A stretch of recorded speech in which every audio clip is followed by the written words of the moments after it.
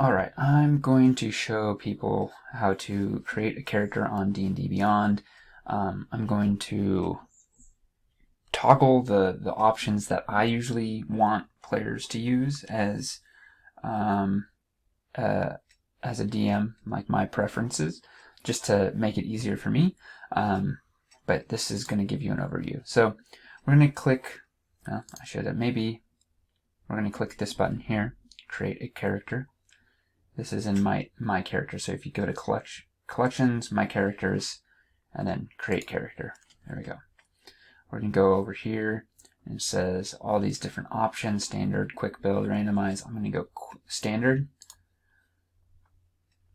And now I'm going to create a name for my character. We're going to say Bob. Bob is Bob.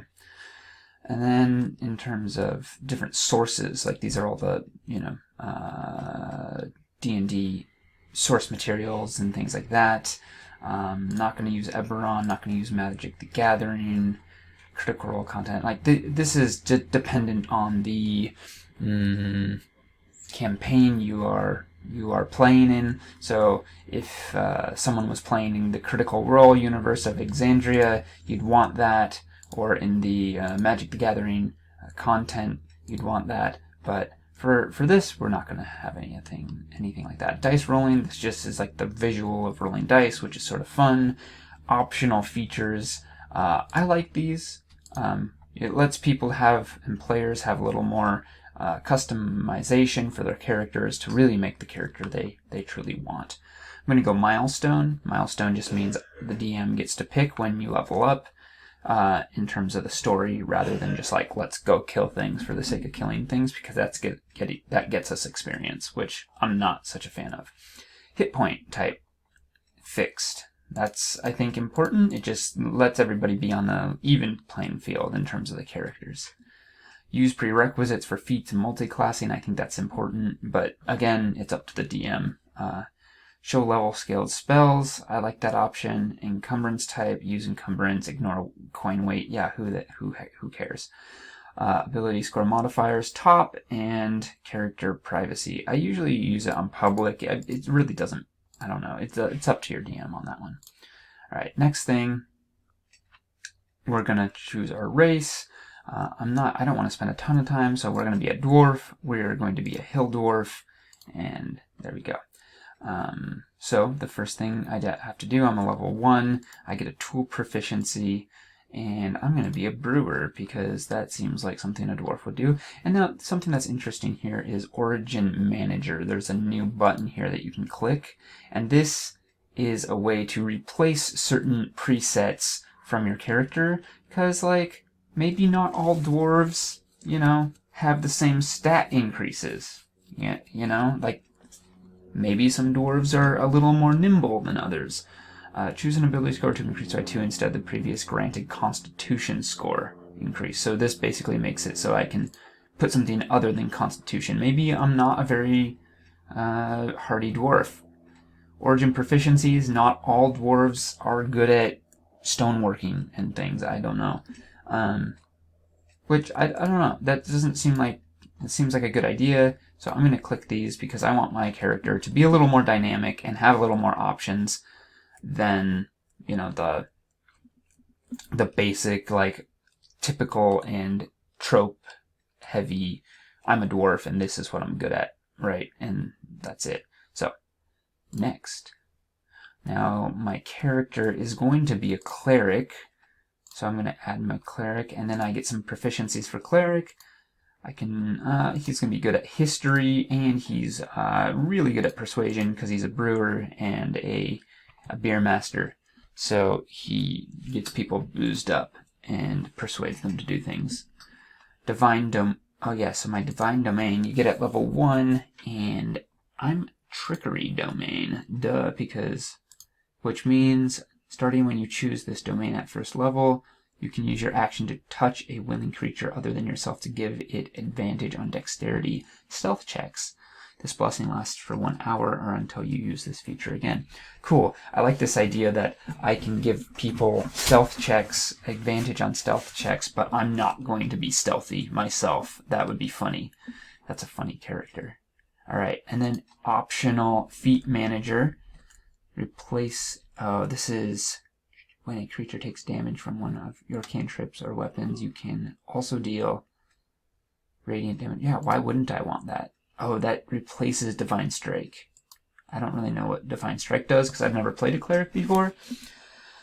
And I'm not one of those DMs that has everything memorized, but that sounds cool, so I'll do that. Additional cleric spells, why wouldn't I want that? Harness Divine Power.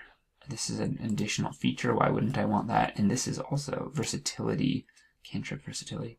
Yeah, there's no reason not to have those things, and if this game allows it, and this is rules as written, given Tasha's Cauldron of everything, yeah, there's no reason. So now I need to pick my spells.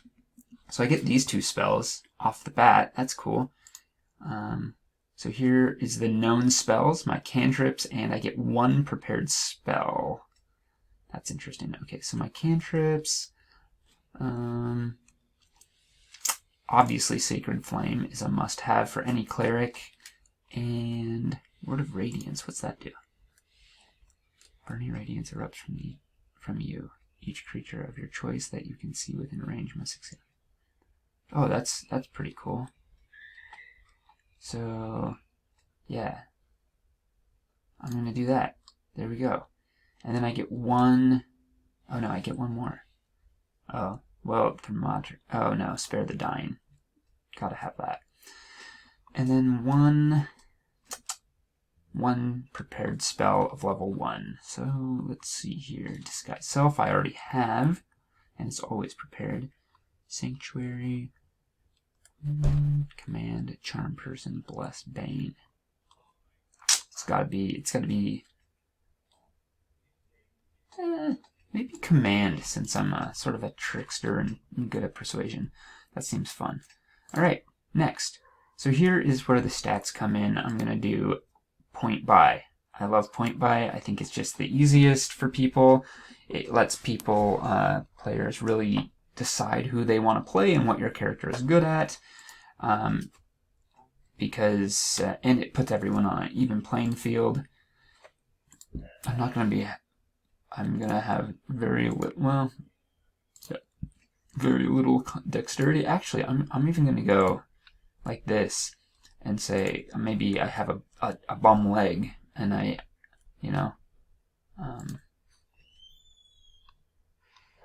want to have a little more interest. Oh, interesting. Okay, so like you can min-max a little bit on this and say, okay, I really want, all the points I can get. So my constitution will be 1. My intelligence, however, is going to be quite high. I think I'm pretty smart, personally. And my wisdom is going to be pretty good. And my charisma is also going to be quite good. Huh. I feel like I forgot something. I missed some of... Oh, here we go. I missed this. Choose an ability to increase by 2. Oh, obviously I'm going to go with charisma because I'm very charismatic. And so this was under my race. I went past this on accident without doing my racial traits. Proficiencies. I'm good with a flute. I'm awesome with a great club. And a blowgun. And a poisoner's kit. I poison my beer. And origin proficiency. I play the bagpipes. And then languages. Leonin and Primordial. And my ability score increased by 1 is going to be Wisdom. There we go. That makes sense. Alright. So I messed that up, but you can always go back and change those things. So here we go. I get, and I have one more point to put into something. There we go. Yeah.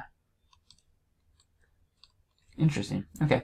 So that's my point by Bob. My background, Acolyte, he's an acolyte of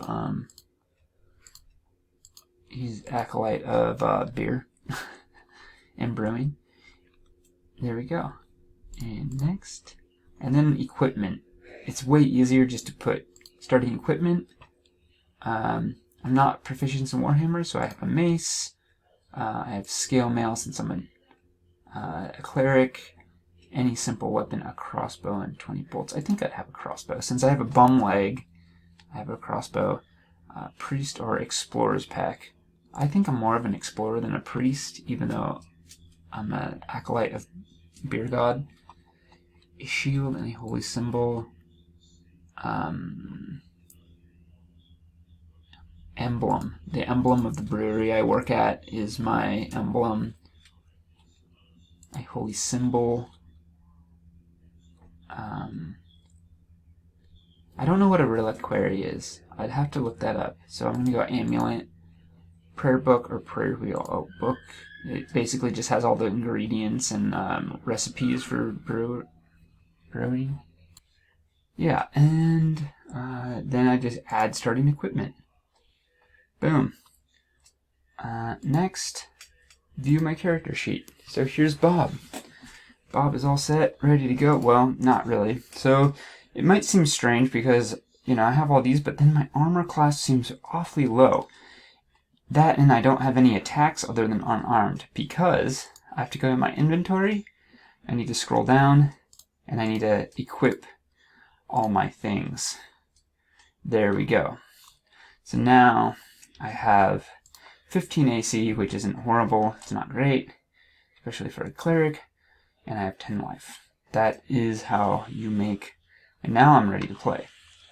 My hill dwarf cleric named Bob is ready to go.